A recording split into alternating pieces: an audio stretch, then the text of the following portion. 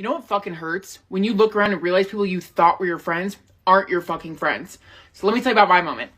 So I'm not even gonna lie to you guys. The last 4 months, I've been horribly fucking depressed. Like, the most depressed I've been in years. I didn't leave the house. I packed on a shitload of weight.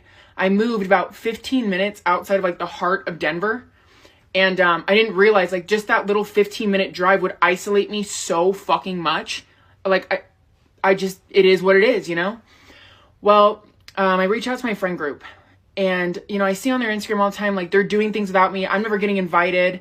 And in my head, I'm like, fuck me, like, 15 minutes isn't that far. Like, maybe they just, like, don't like me anymore. And so I, like, asked them, I was like, hey, like, I'm really not doing okay. Can you guys, like, bring me in more? Like, I don't live that far. Like, I can catch an Uber, like, please. And then I'm sitting there in my head, like, why am I begging people to hang out with me? Like, Morgan, what the fuck? But, like, I was in such a bad spot that it was just, like, it was better than being alone. So then they're like, yeah, girly girl, no problem, girly pop, love you, girl.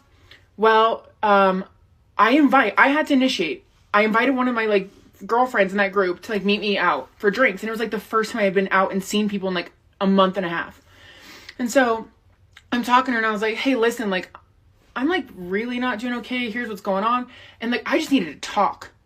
And she's like, And I was like, yeah, so if you guys could, like, bring me in more, like, I'd really like that. Like, you guys are my friends. She's like, yeah, no problem. And then, like, right after she says that, she starts telling me about how they all booked a trip together. And she's telling me about, like, the intricacies of this trip and all these things they're going to do as I'm actively not invited. And I'm just sitting there, like, clenching my drink, like, this is so fucking hard to hear right now. Don't cry, don't cry, don't cry. Like, I've asked you guys numerous times to, like, bring me in more. And you're sitting here after I just poured my heart out to you. And you're telling me about a trip you guys are all going on. And how, like, oh my God, it's going to be so much fun. And so I just was like, I close out. I go home. Sob the entire way home. I'm so fucking sad. And so then I reach out to her. And I was like, hey, I'm going to be so honest with you. Like, that really hurt my feelings. Like, I actively told you, like, how alone I feel. And how I would pray you guys would, like, bring me in. And you just sat there and, like, just talked about how I'm actively not invited to another thing. She's like, oh, sorry, I didn't mean to make you feel like that. Well, fast forward 6 weeks. I get a text from her. Haven't heard from anyone. Absolute fucking crickets. I get a text from her. She's like, sorry, I've just been struggling with, like, seasonal depression. And I just need to, like, I had to focus on myself. And, like, talking to you gave me a lot of anxiety. But if you want to meet up and chat, we can do that now. And I'm like, you didn't give a fuck about my depression, how bad I was doing. You let me go 6 weeks without hearing from you. And now you just want to pop back up. You're not my friends. So when people don't like you, they will take up all the slightest opportunity to want to distance themselves from you. At the end of the day, friendship happens out of convenience, right? So don't try to force someone to be your friend or someone to be your best friends when they're giving you signs and signals that they want to be left alone. And one thing you also need to know is socializing with people doesn't make them your friend, obviously. And I think gone are the days where people think they need lots of friends, while in reality, if you have one or two good friends, you're good to go. You don't need all the friends in the world to be happy. Just have one or two. The smaller the circle, the safer it is. I've been seeing a post on Twitter and it said, when did you realize that your supposed friend hated you? Ooh! I'll go first, baby, because this is for me. So I was homeless at the time and I was living with my best friend and her family. So she had just got her own apartment. So I'm thinking, like, yeah, like, I'm in there. Like, I don't got to worry about her mom talking shit to me no more because her mom literally used to talk shit to me every day. I used to go to work just to hand her mom my money. So I was broke. I didn't have nothing for myself. I was paying bills in a place where I slept on the floor. So all of that should have made sense, right? But I still loved my best friend. So once she got her own place, I'm thinking I can be over there instead of being at her mama house. She started having me over there. Cool. One day I came home from work. When I tell you, like, I was starving because I didn't have no money. I had to give her mom my last. I didn't have no money because I had to use the money for the bus to get to work. So, I mean, I didn't have nothing in my stomach. I think I worked like a 10-hour shift that day. I actually walked into her house and she was cooking, her and her sister. So I'm like, oh, cool. Because I'm starving. Like, I can literally hear my stomach. All of a sudden, they got done cooking. And they dished out 2 plates for themselves, and then the food was gone. But I'm staring at them like, so you didn't make anything for me? Like, like, this is my best friend. So I'm like, why do we have beef right now? I just got off of work. Nothing happened prior. Now all of a sudden you're treating me like I'm just not shit.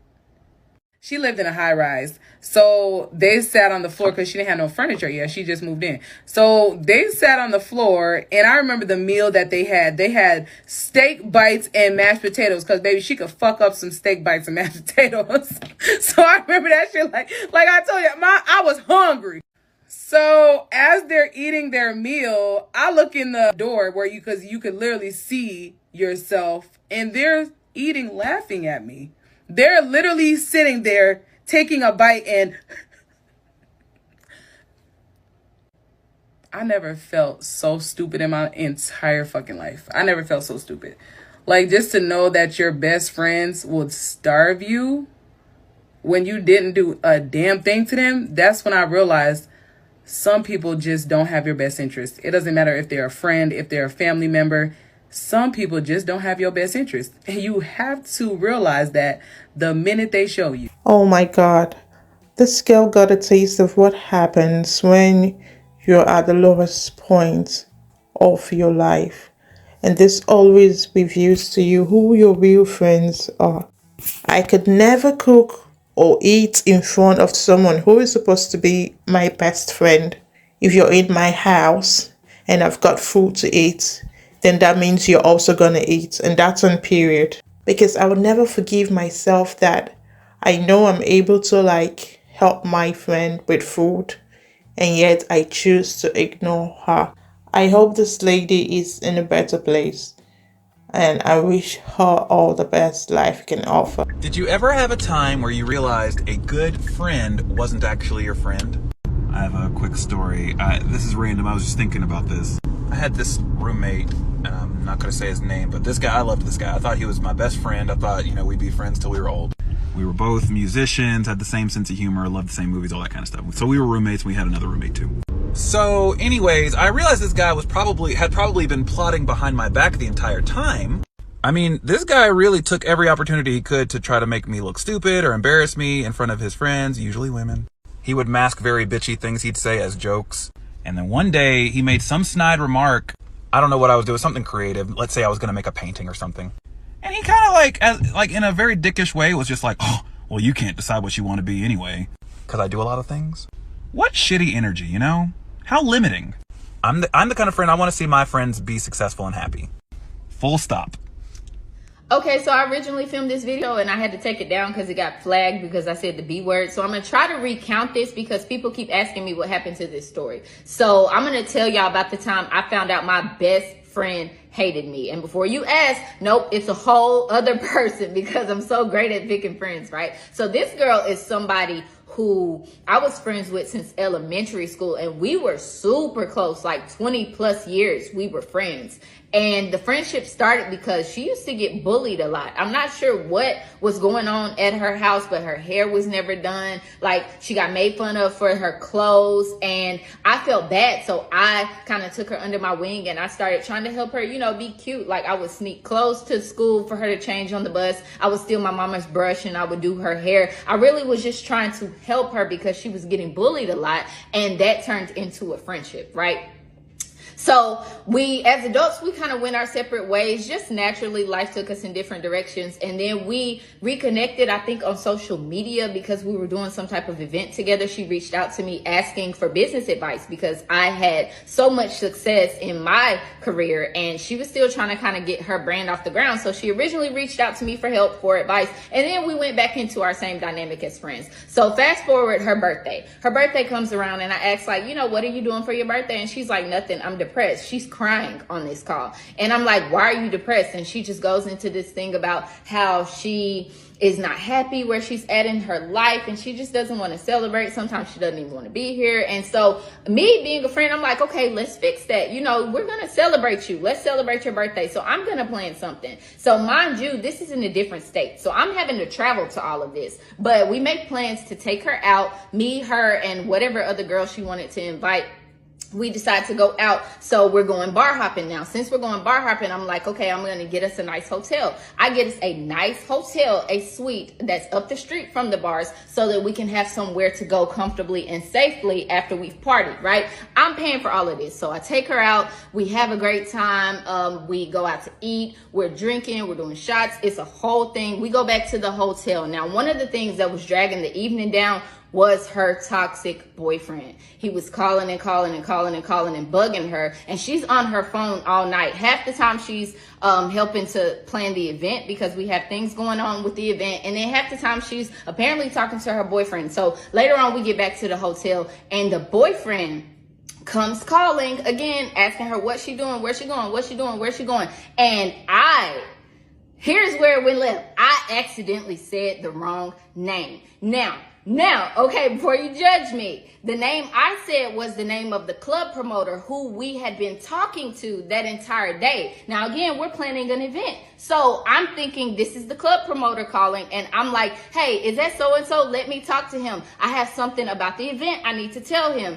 And apparently it was her boyfriend. Now, that wouldn't have been a big deal if she wasn't sleeping with the club promoter. So apparently the boyfriend had been suspicious, and when he heard that name, he goes off. He is livid. He goes off on her, says he's gonna kick her out. Like he's being verbally abusive. It was really, really bad. So she's like, I'm leaving. I gotta go calm him down. And she's mad at me for saying the wrong name. And like she's insulting me, going back and forth with me about saying the wrong name because I mixed her men up or whatever. And so I'm like, okay, if you want to leave, you can leave. That's fine. But I'm not going to give you your keys. So at the beginning of the night, it's established. I'm babysitting. I have the keys, right? For one, I've seen you drink everything that wasn't nailed down. So you think that I am going to buy you all of these drinks and then give you your keys so you can get in your car? Absolutely not. So I say, I'm not going to give you your keys. Can't do that. Now, mind you, I'm practically sober. I may have had like a shot, a glass of wine, but I'm not drunk to the level of drunk that they are, right? I'm still a legal driving limit. I'm the reason we got home, right? So I tell her like, hey, I'm not going to give you your keys. Can't do that. We have all had something to drink. Can't do that. But what I will do is I will call you an Uber. So she, of course, she's talking smack, going down to the Uber. Now, this is what did it for me. When we're going down to the Uber, she says, you ain't got to keep my keys. You ain't got to babysit me. I ain't going to crash my car. Everybody ain't your husband. Now, if you're new here, you might not know. But for those of you who know, my husband passed away, and he passed away in a car accident. So when she said that, I was done. I was like, okay, I'm done. I'm not going to do this with you. I didn't even get irate. I'm just like, I'm done. Like, if you would say something like that to me, no, absolutely not. I don't want to be your friend. I'm going to put you in this Uber.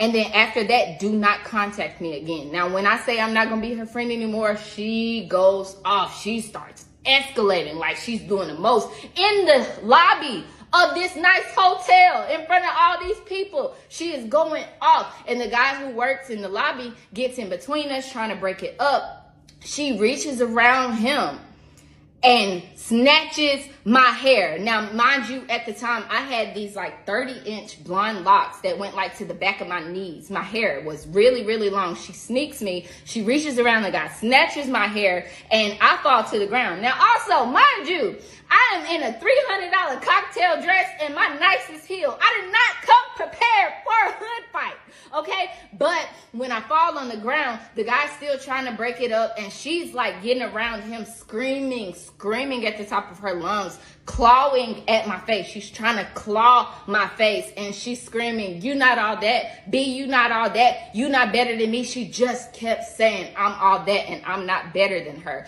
And yeah, so long story short, the police end up getting called, and she went to jail for it. And I'm pretty sure she has to do like some type of AA meetings or something like that now. But I said all of that to say that people will really be around you and they will hate you. They will really hate you. Like, what I take away from that whole scenario is you are clawing at my face. You could hit me anywhere, but you want to scratch up my face, and you're screaming that I'm not better than you and I'm not all that. This is not the first time you've thought that. You have built that up for a very, very long time. And this incident, it's not about your man. It's not about the keys. You were looking for a reason to do that and say that to me. So again, I said all that to say, like, you just have to watch the company that you keep. And sometimes it is better to be by yourself. I see a lot of younger women, especially, and they're in these groups, they're going on trips, they're going out just to have somebody to split the bill with, or just to have somebody around, and you have to learn to be by yourself. It's better to just be by yourself than around people who give you those backhanded compliments. Watch those people that feel like they need to take you down a peg, the ones that act funny around other people. It's not cute, it's not funny, and it can really be dangerous. The jealous heart will always show up in your words and actions. So y'all need to be careful, because people will stick by you to be an audience in your downfall. They just don't want you to be better off than them. They don't want you to be above them. Some of them want you to be below them, because people's insecurity can make their behavior weird, and their traumas can make them develop some personality disorder. So you need to protect your peace at all costs, because it's priceless. So we've come to the end of today's video. Please like, subscribe, leave a comment in the comment section. Thank you for watching. I'll see you in my next video. Bye.